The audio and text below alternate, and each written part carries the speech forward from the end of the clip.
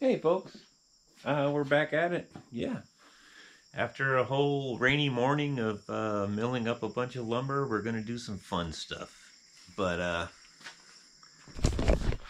here's all the lumber we milled up at my buddy's place. Got some walnut here, really nice stuff. Yeah, whole morning doing that. So yeah, we are juggling some things, but now we're gonna put this 36 tooth on the Huffy. We're going to dry fit it with no grease, put the rim back on. I have the 5-speed freewheel. It's right here.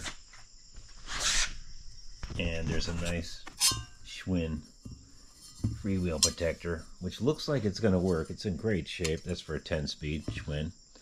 And it looks like it'll have the clearance needed. Sometimes when you put these on, well, let's just put it on real quick.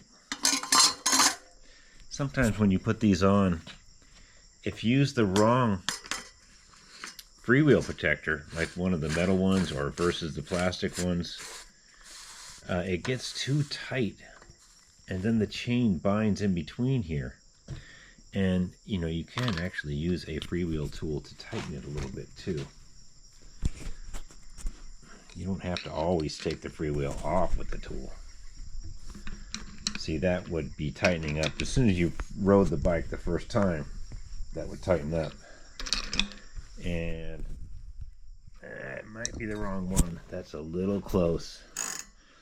Yeah, I don't think that metal one's going to work. Bummer. Let's throw a chain in there. Let's put a piece of 5-speed chain along there and just see. I don't think that metal one's going to work. I think we're going to have to get a plastic one or run one without it until we figure it out.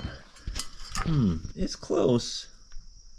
Yeah, you know what? We'll try it for now. If it tightens up and it rubs on this, we'll take it back off. It looks great, but I don't know about that one. We might have to use a plastic one. There's some rule of thumb about the freewheel having a lip or not. And I don't know if that's going to be working. That might be too tight. Anyway, so we got the freewheel. That's on. Whether it's going to be clearing that ring or not, we don't know. We're going to change this out real quick. And then I know this is a lot of dry fitting just to paint the frame, but I want to do it now, not later. So we're going to take this 40 off, which is wrong. It's for the larger chain. And I'll use it on another bike, like a 1-speed freewheel or something. I have plenty of bikes that 40 will go on nicely. So all is not lost. Fred did hook us up with the 36 tooth. Thank you, Fred Lee. He came right over. You know, it's nice just to put that out there on a video and somebody just drives right over.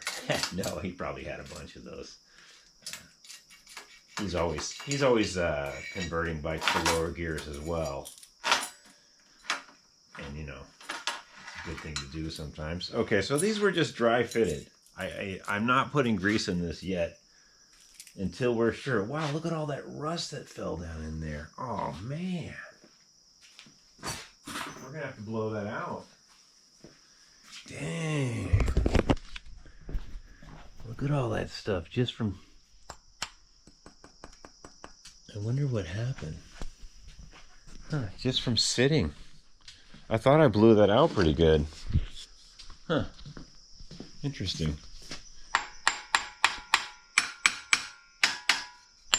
Really good for the paint. Oh, you know what it was? I shoved that seat post down in there and some rust came out. We're going to have to blow that out for sure. Yeah.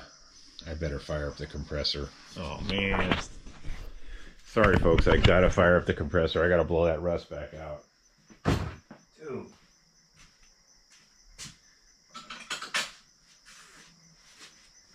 You know what? I think I'll spare you guys the compressor noise. We're going to fire up the compressor. I'm going to spare you guys, though. So just 1 second. Just Count to 1 second and all that rust will be gone. Okay, let's okay, yeah. So we got the rust out. Yay. Hooray. So you didn't have to listen to a compressor noise. And we're gonna try to put this 36 tooth on over here. Now I didn't put the whammy tightness on this because we're just dry fitting things now, because we're gonna have to take it all apart to paint it, just like they do on professional like motorcycle chopper builds and you know, people that do race cars and stuff. You assemble it all, make sure it's good, and then you take it all back apart and paint it. And it's kind of the way it works. You don't have to do it that way. It just turns out better. This 40 tooth is for the thicker chain. It won't work. I thought it would because it was kind of thin, but it is actually just a really cheap gear. I will use it though. It looks like a Schwinn and it's 40. That's great. But this 36 tooth is thin. It is for 5 speeds, or gears, bikes with gears. And as you can see, when you take this old beat up Schwinn 10-speed chain and put it on here, it does not pop. It just works like it should. That's a little rule of thumb. You just take an old chain, a skinny one, like, oh, okay, this will definitely work. You can check it like that. So on this one, it was kind of popping. The gear is thin enough. It's just the wrong pitch. It was just the wrong pitch. It wasn't quite doing it. So we'll save this for a 1-speed freewheel or a fixed gear or something. It's a good 40 tooth is good. Anyway, let's put this on. I think I'll put the shiny side out, and I'll put this beveled side to the inside, I believe. So here we go. Oops. Wrong way already.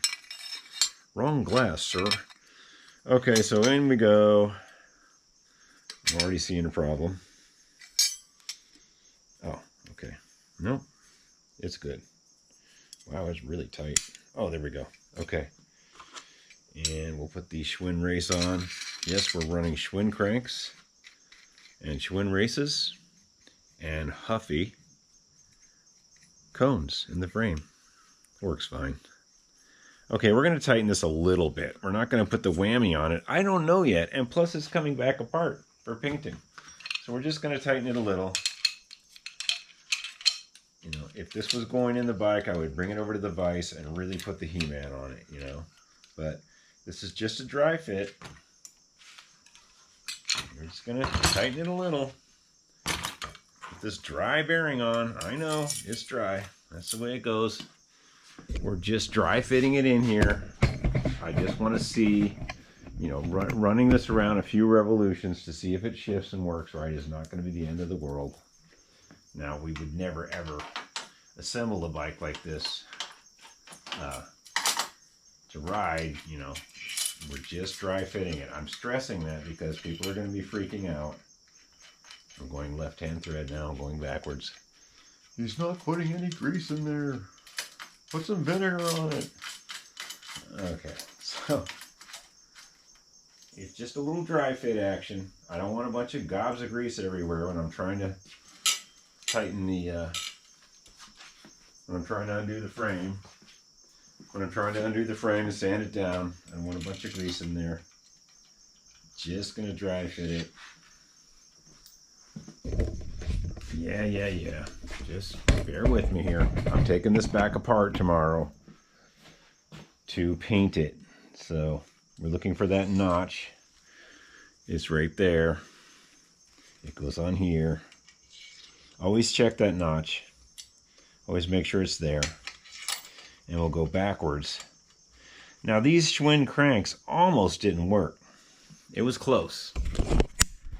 Huffy has a different diameter, a different length across here. And as you see, that's just barely making it. When you look at a pair of Schwinn cranks, there's a thread showing. But I'm confident that that will be okay. Like you look at this crank, there's one thread showing there. And that's correct. If you were going to measure this distance on that Huffy, it would be a little longer. Sometimes it's so aggravated you can't use the Schwinn cranks, but one little thread showing there, and I don't think we're showing a thread on this, but from experience, I think that's going to be okay. We could take that washer and chuck it up in the lathe and spin a couple thousandths off of it. I don't think it's necessary. I think we're okay from what we're doing. I mean, this is not a triathlon bike. I'm not going to Tour de France on this. Well, hey, if someone sponsored me to go to Tour de France on this, I'll be there. Okay, we'll just give this a little snug. We're just dry fitting it right now. There's no grease in there. We're just fitting it so it's not going to come loose. All right, let's put the chain on. And then we'll fit the back wheel and see. Now we might have to take a few links off of this. I think we will. Yeah, we're going to take a lot of links off of this actually. All right, let's put the back wheel on real quick. And like I said earlier, I don't know if this chrome spoke protector looks great, but I don't know if it's going to be enough. I don't know if that's going to tighten down more and affect the chain rubbing on there. That might have to go. I might have to get a plastic one. I don't want to, but I might have to. All right, let's pop this on real quick. I think we're going to have to shorten the chain too. I'm almost sure of that.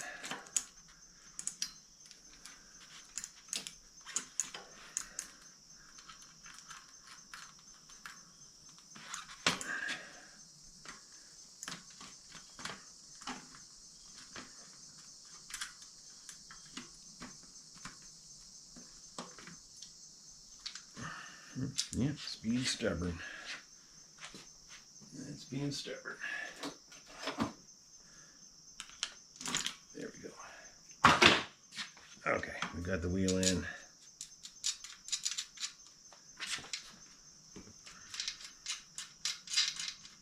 Pretty sure. Oh, maybe we won't have to loosen the tighten the chain. Look at that. There's enough throw in that derailleur. Huh. Interesting. All right, we're just going to put a tiny little snug on this. We're not riding it anywhere. These are not the tires we're going to use. We still got to fit the fender. We're just seeing what's happening with the derailleur and gears. Should we take a link out? I think we're okay. I think we got lucky. That's not the chain we're going to use. This is just to see what's going on. And right now I can tell you we have to adjust the derailleur right away, because it popped up in the fourth. Yeah, let me get a screwdriver here. I can tell you already that we have to adjust the derailleur. I have to move my welder out of the way. Okay, so this bottom one, obviously, this one's not doing anything right now. That's for this gear. This bottom one here is the one that makes this part go in and out. So let's turn that until it pops back down into fifth. All right, here we go. Hopefully it's not stripped or missing. Oh, there we go. Yeah. That's close. A little more. A little more. There we go. We're in fifth. Okay, and that looks like it's running pretty good. So this is the kind of thing you check when you dry fit things. Like, is this going to be okay? Is this new 5-speed freewheel correct? It looks like it's not rubbing on fourth. That's good. Is this new 36-tooth gear that Fred gave me, which is brand new, is that straight from the factory? Is that okay? So you sight down here and you're looking at it. Yeah, it's pretty straight. You can see the gears staying in the middle there. Yeah, not bad. It's rubbing on fourth a little bit. We might be able to adjust this a little bit more so it stays off of fourth. We'll see if we can. And with a thinner, better chain also, this chain is not the greatest. This is just an old used chain. Okay, we're almost there. Oh yeah, there's nothing wrong with that. That's a good strong fifth. Now, if the chain pops, even when it's new, we might take a link out. Like, we might take 2 links out so it's there. But let's see if it gets to this top gear first. I don't have a cable on it, but I'm just going to use my hand. It's going to be fun. I'm just going to go like this. You ready? Okay, there's fourth, third, second. Let's slow the wheel down in case it doesn't make it. And there's first. Now, it'd be great if this chrome freewheel, oh, it's already rubbing a little bit. Yeah, I don't think this chrome freewheel thing's gonna work. Maybe. We'll try it. It'll tighten up and then it'll rub. I think there's gonna be a plastic freewheel protector in our future. Okay, we got first, second, third, fourth, fifth. Okay, I'm satisfied with this gearing. I'm not quite sure about this thing here, and I don't have any good plastic ones. I might have to order one. And that one's pretty toast. That one's really mangled. And this one's super goofy. That probably would work. There's no lip on there like the Schwinn. Huh. There's no lip right here. It's just a... I could probably use that, but man, what a goofball. I think I'm going to get a plastic one somewhere. Okay, so we know this is good. I'm satisfied. I'm not satisfied with this rubbing. I don't think that's going to work. But this is good. So we can tear this down and paint everything. Now, I already drilled the fork. That's ready to go. I need to get a brake. So this is really, we're basically as far as we can go without going to get a brake. I'm going to go to a place called Hearn Cycle and get a brake. And this is about as far as we can go until I figure it out. I'm satisfied with this though. Looks like the brakes will work too. I mean, these pads are just in there for spacing. They're not ever going to do anything. I'm going to get some new ones. But I think if we bend this a little bit, or yeah, we'll figure out something. At least the hole's there. We can always take a big adjustable wrench and bend that tab a little bit, or make a washer that holds it up at an angle. I'm pretty good with that even the way it is. It's not bad. If anything, it'll suck it down in, and that's okay. There's room there. Okay, so let's check out the back fender while we're here. I'm having some doubts about the back fender. This is a 195 tire, and it's not the size I'm going to run probably. So I'm already having issues. What's going on here? I'm just kind of crunching it in. Now, if this was painted, see, I'd be having a problem. I'd be scratching up my frame. Okay, so that's basically where it goes there. And I think what we're going to have to do is take a Sharpie and mark. It's hard to say, but we're going to have to dent this in.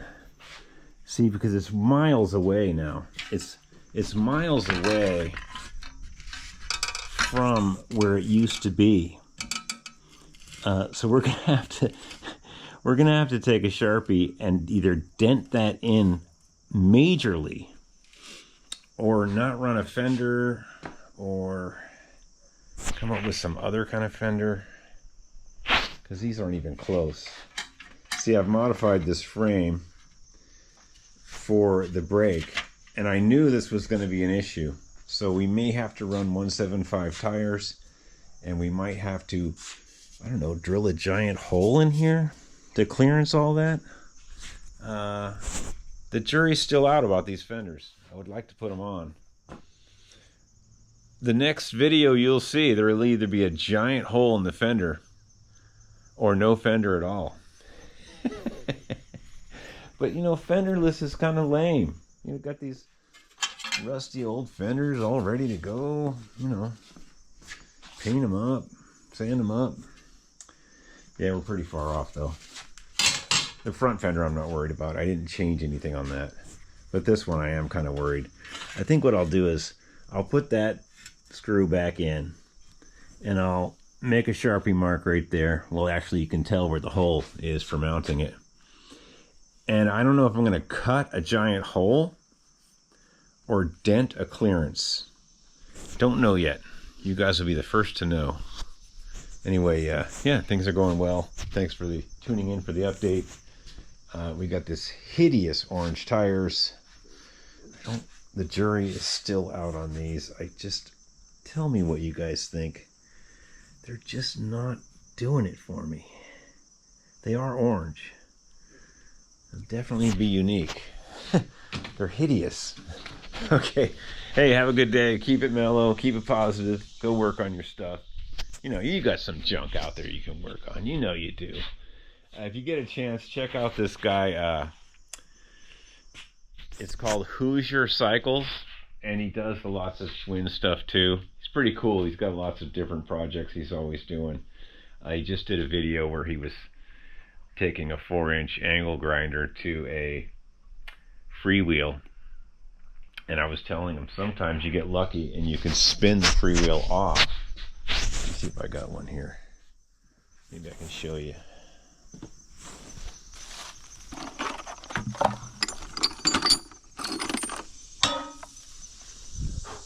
Well, this one's not a really good candidate, but sometimes you can spin the outer ring of the freewheel off. Oh, here's one. Now, he was taking an angle grinder to it, but sometimes you can take a punch. This is not a punch, but you hit that little hole, and I think it's right-hand thread or left. I can't remember. Let's see. I think it's left-hand thread. Comes off. Boom. You take that off. You figure out which way it turns. Probably, let's see, if it turns that way, it's probably left-hand thread. Anyway, you smash that off. You get this inner ring out. And bearings fall everywhere. Everything falls out. And you're just left with this little inner part. And you can usually take out the little, there's a little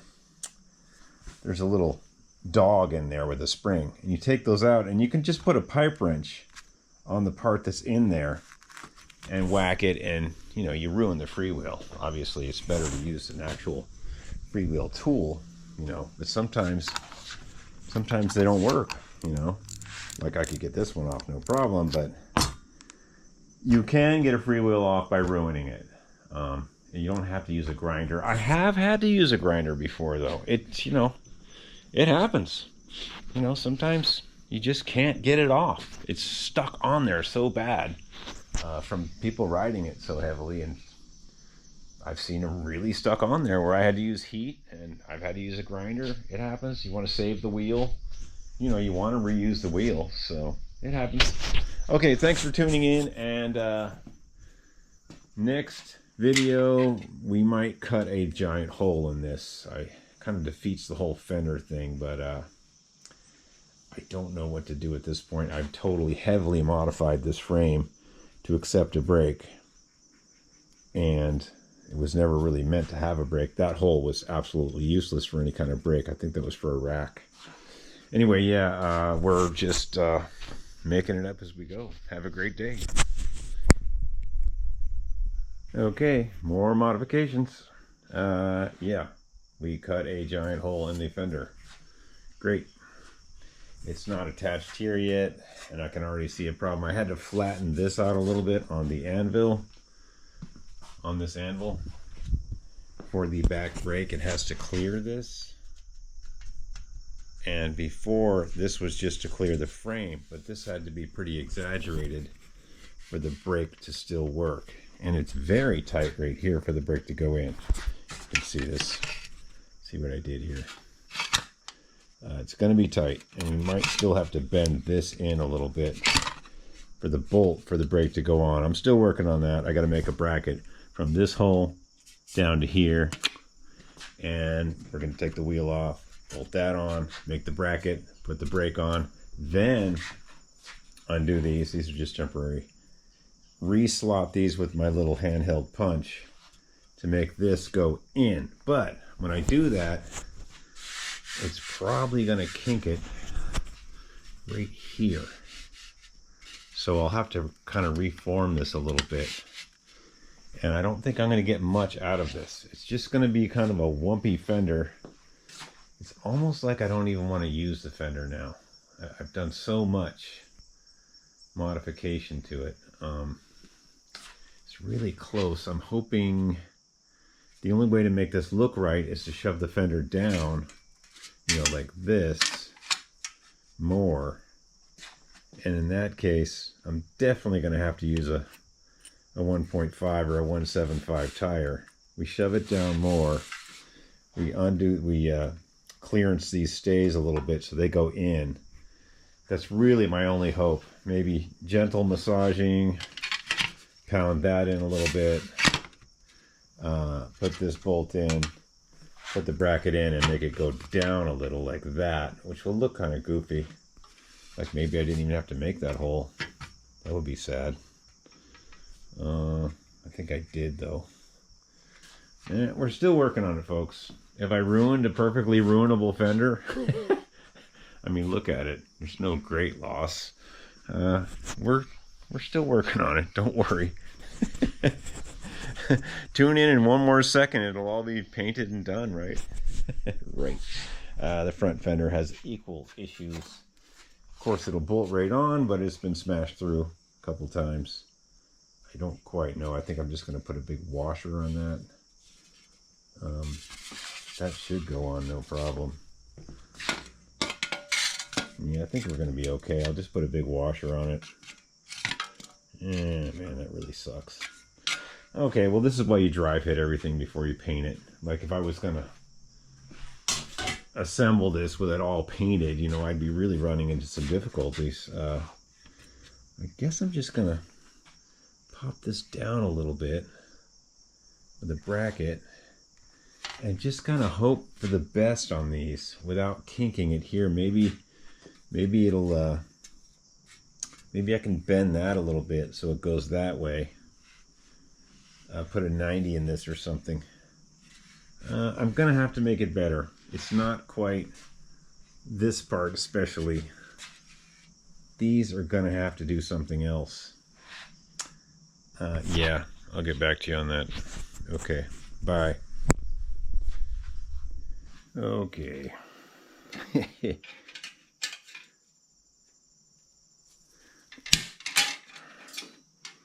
That's notched pretty good. Let's do this one too. Oh dear. The things you do to make a 5-speed. The coaster brake wheel originally was back further because this derailleur wasn't here. So the wheel would go back further, and so this kink up here wouldn't be happening because the fender would be out more. So we're fighting a lot of stuff here. The concentric curve of the fender not looking right, and we already put a giant hole in the fender, and now a little bit off on that one, and now we're egging these out pretty good. I gotta get that little nip out of there. Maybe one more nip. You know, crushing this in more is maybe not the answer, but it's really the only thing I got left. All right, let's test a bolt in there.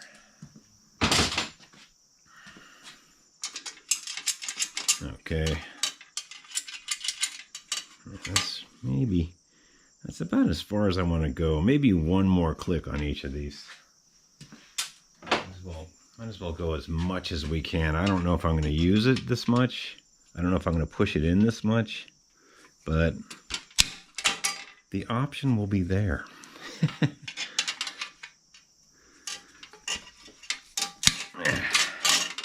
some vinegar on it. I think I'm going to drink some vinegar. Okay, here we go. That's pretty good. That's pretty good. We'll go to this other side. And you can see what it looked like before I did all that shenanigans. But let's just put this back on for a second so it's not vibrating all over the place. I don't know if this is going to work. Yeah, we'll definitely crunch down. I don't know if it's going to egg this bow out more than acceptable. We'll give it a shot. I do know we need some adjustability here. And we've modified this. The wheel doesn't go back any farther anymore because it's not a coaster brake anymore. So we have to make these look like the other side. It's not great, folks, but nothing about an 80s Huffy is great. So if you're screaming at the screen right now, saying, why are you ruining that beautiful Huffy? You have every right to do so. You have every right to tell me I'm wrong. That this 81 Huffy Good Vibrations bike should stay a coaster brake at all costs. And you should just suck it up and walk it up a hill, right? Dang it.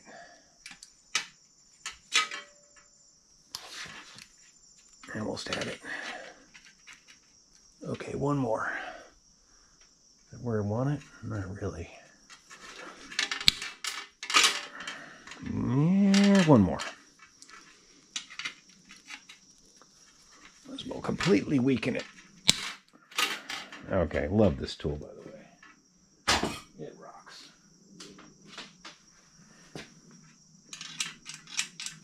Not super even. I don't think anybody's going to see that, though. Well, you guys will see it. Welcome to another exciting edition of How to Ruin a Huffy. You definitely ruined Christmas again. Let's see here.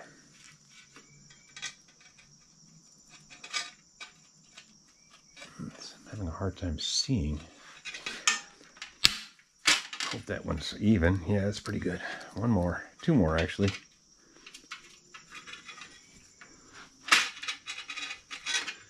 It's kind of hard to use this way because you're not making a full hole. You're just kind of getting it close and nibbing into it. Like that should be more straight. I think that's about it for this one. Maybe one more.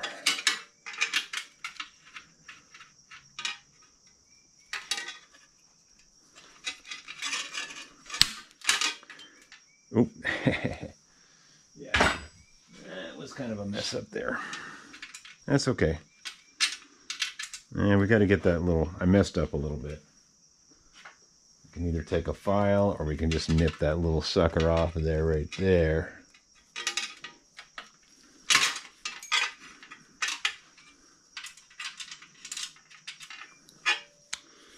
Yeah, I might have to take a file.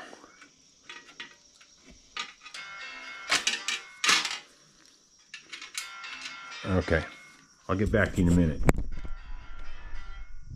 Okay, we slotted these out pretty good. Kind of worried about this right here, but it kind of is what it is at this point. We push these in and down.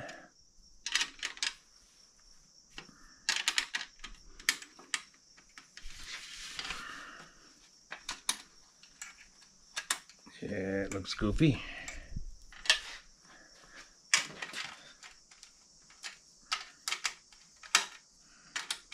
It looks terrible. We might change. We might even just change these stays. We might actually just change these stays. We'll see. Yeah, you know. Well, it went in. It's different. It is bowed right here. I'm hoping I can take a C-clamp and kind of crunch this. But that changed that. It's close to me not using the fender, which is no great loss.